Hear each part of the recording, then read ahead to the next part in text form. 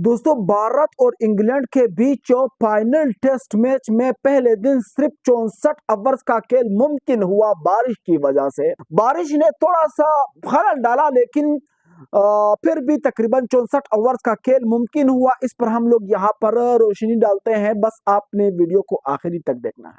सबसे पहले हम लोग इंडिया के बैट्समैनों के मिस्टेक देखते हैं कि उन्होंने 6 विकेट्स कैसे गिनवाई। हालांकि सिर्फ 64 ओवर्स का खेल मुमकिन हुआ बारिश की वजह से। 2 दफा बारिश आया। सबसे पहले तो इंडिया के लिए एक शर्मनाक बात यह है कि इंडिया ने मुसलसल इस सीरीज में पांचों टेस्ट में 5 के 5 बार इंडिया ने टॉस लूज किया है और इंग्लैंड पांचों टेस्ट में टॉस जीत चुका है। और ये एक शर्मनाक बात है, बल्कि ये इसमें शर्मनाक की कोई बात नहीं है, बल्कि ये एक लक पे डिपेंड करता है, किस्मत पे डिपेंड करता है ये चीज।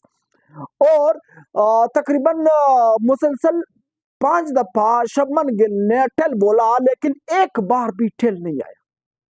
क्या किस्मत है यार। ओलिफोप ने टॉस जीत कर रिवायती तौर पर एक दफा फिर उन्होंने खुद बॉलिंग का फैसला किया और भारत को एक दफा फिर बैटिंग की दावत दी।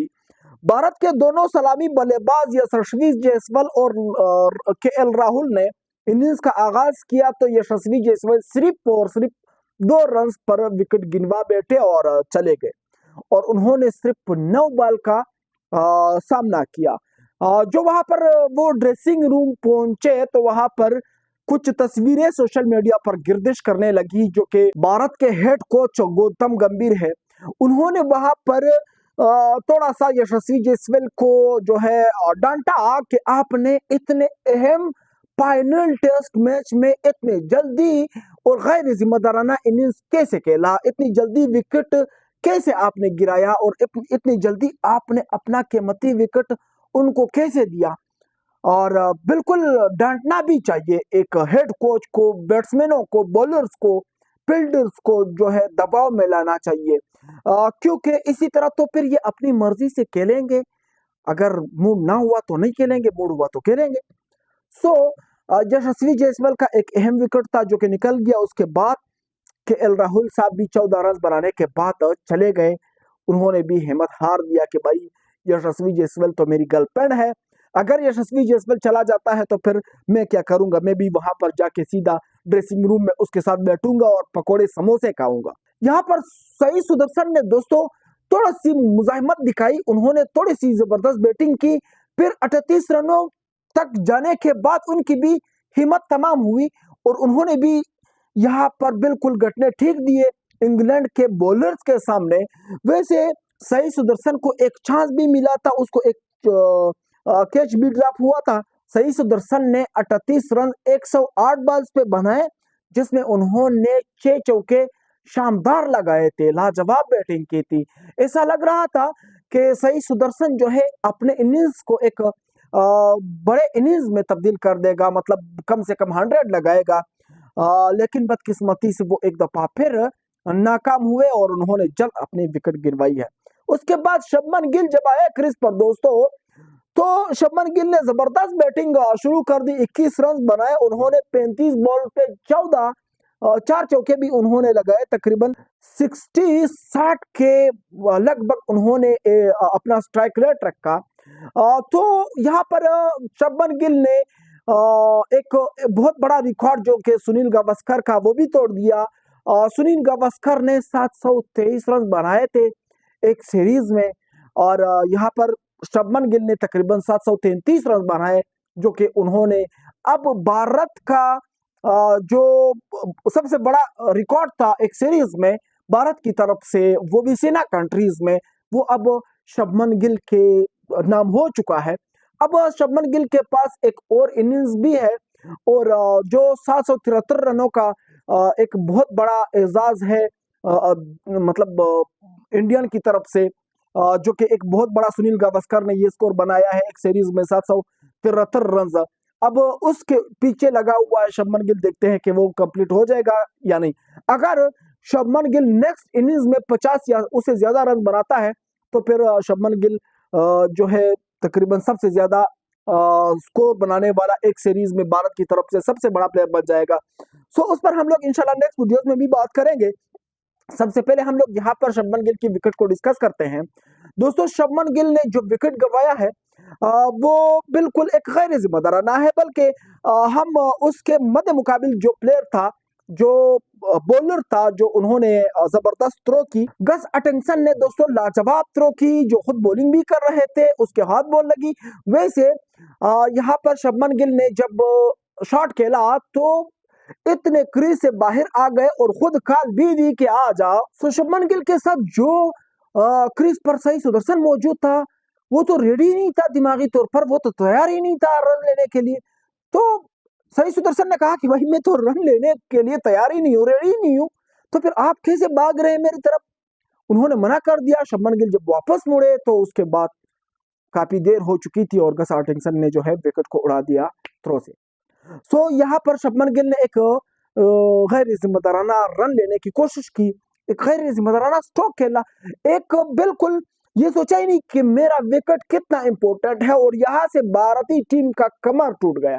क्योंकि एक छोटे से स्कोर पर अगर इतनी बड़ी बड़ी विकेट्स निकल जाती है तो फिर पीछे ऑलराउंडर्स हैं, वो अगर कारकर्दगी ना भी दिखाए तो मसला नहीं है उनके लिए, क्योंकि उनसे कोई इतना बड़ा गिला नहीं करता है। यहाँ पर जब ऋषभ पंत नहीं था दोस्तों, तो ऋषभ पंत की जगह पर करुण नायर को एक दफा फिर इंडिया के स्क्वाड में ऐड कर दिया गया था, और वहां पर करुण नायर ने जबरदस्त बैटिंग की। ऋषभ पंत की कमी बिल्कुल महसूस ना होने दी, और तकरीबन 8 साल 2016 के बाद तकरीबन पहली 50 बनाई है करुण नायर ने। Unbelievable batting. अभी तो मजा आएगा जो दूसरे दिन भारत कैसे बैटिंग करता है, कितने रन तक जाता है, और फिर भारत इस पिच पर बॉलिंग कैसे करता है। वाशिंगटन सुंदर ने जब 19 रन बनाए हैं, अभी वो 45 बॉल पे 2 चौके लगाए हैं। अभी दाड़ू जुरेल भी तकरीबन 19 रन पर आउट हो गए। उन्होंने भी ऐसी खास बैटिंग नहीं की दोस्तों। रविंद्र जडेजा जड्डू भी बहुत जल्द आउट हो गए 9 रन बनाने के बाद, उसकी विकेट नहीं निकल गई, बल्कि उन्होंने कोई मुज़ाहमत भी नहीं की कोई खास। अभी क्रीज पर जो है वाशिंगटन सुंदर 19 रन के साथ मौजूद है, और करुण नायर जो है इस वक्त 52 रन के साथ मौजूद है क्रीज पर। उन्होंने तकरीबन जबरदस्त बैटिंग जारी रखा हुआ है, 7 चौके लगाए हैं, 98 बॉल पेस किए हुए हैं। सो दोस्तों, अब भारत को दूसरे दिन के खेल में अनबिलीवेबल बैटिंग करना होगा। कम से कम यहां से अगर 150 रन और बन जाए, 150 रन, फिर ये मतलब भारत के लिए अच्छा होगा, क्योंकि इस पिच पर स्कोर बनता है। इस पिच पर बॉलर्स के लिए मुश्किलात है, क्योंकि एक तरफ भारत ने एक बड़ी मिस्टेक ये की है कि 2 ऑलराउंडर्स खिलाए इस पिच पर ऑल पर, और यहाँ पर क्योंकि 2 स्पिनर तो रविंद्र जडेजा भी है और वाशिंगटन सुंदर भी है, दोनों स्पिनर है, तो ये एक भारत का बड़ा मिस्टेक है, क्योंकि इस पिच पर स्पिन के लिए कोई खास मदद नहीं मिल रहा है, जो माहिरीन का कहना है। और इस पिच पर इंग्लैंड की तरफ से उन्होंने सारे पास खिला दिए हैं, बल्कि जो उन्होंने शुएब बशीर था वो तो इंजर्ड हो गया है, उसकी जगह पर उन्होंने लियाम डाउसन को ऐड किया था, वो लियाम डाउसन को भी उन्होंने एक दफा फिर ड्रॉप कर दिया है, उसकी जगह पर पास बॉलर को खिला दिया है। सो अब यहाँ पर देखते हैं कि कौन सही होता है। जो भारत का हेड कोच है गौतम गंभीर, उन्होंने भी पिच को देख के फैसला किया होगा कि मैंने किन खिलाड़ियों को खिलाना है, और ब्रेंडन मैकुलम जो कि एक कोच है इंग्लैंड का, जबरदस्त कोच है, उन्होंने भी पिच को देख के फैसला किया होगा कि मैंने किस बॉलर को, किस बैट्समैन को खिलाना है। सो दोस्तों, आप लोगों का पहले दिन के खेल पर क्या कहना है, और इसमें आप लोगों की मतलब क्या राय है, आप लोग मुझे कमेंट में जरूर बताइए कि भारत से कहां पर क्या गलती हुई, कौन सी मिस्टेक हुआ, वो मैं आप लोगों पर छोड़ देता हूं। बस आप लोगों ने मुझे कमेंट में जरूर बताना है, और इंशाल्लाह नेक्स्ट जो दूसरे दिन का खेल होगा उस पर भी हम लोग जरूर डिस्कस करेंगे, बात करेंगे, हर मैच के हर लम्हे पर बात करेंगे। आप लोगों ने मेरे चैनल को जरूर सब्सक्राइब करना है, क्योंकि ये चैनल मेरा नहीं आपका है। सो बस आप लोग सब्सक्राइब करें, वीडियो को लाइक करें, और चैनल को अपने दोस्तों के साथ भी वीडियो को शेयर करें। मैं चलता हूं, इंशाल्लाह नेक्स्ट वीडियो में मिलूंगा। जिंदगी रही, अल्लाह हाफिज।